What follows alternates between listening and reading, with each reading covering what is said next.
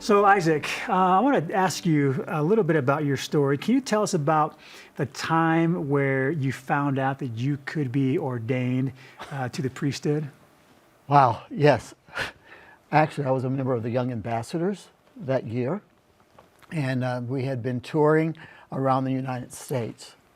And we had just left Nashville, and we had stopped in Kansas City, where I was born, talked to my mom, sang some songs, and got on the bus and started traveling across Kansas.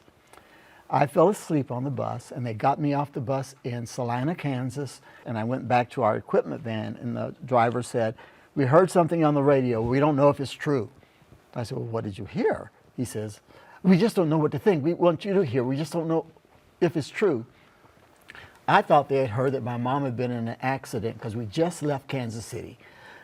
And I said, "You tell me what you heard. I want to be all over you, really bad." And he said, "They gave the blacks the priesthood." I said, "Who?" I didn't believe it. So we pulled into Salina.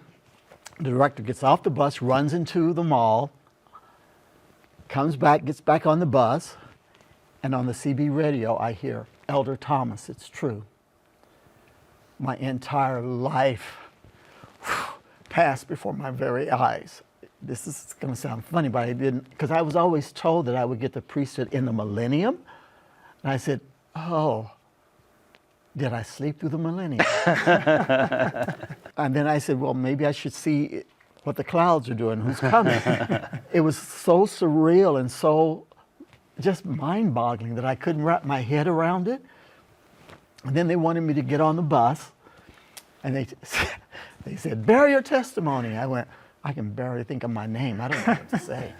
But they started singing, this group of performers, "We thank thee, O God, for a prophet. I know that my Redeemer lives. I am a child of God," bearing their testimonies all across Kansas. That's all I heard.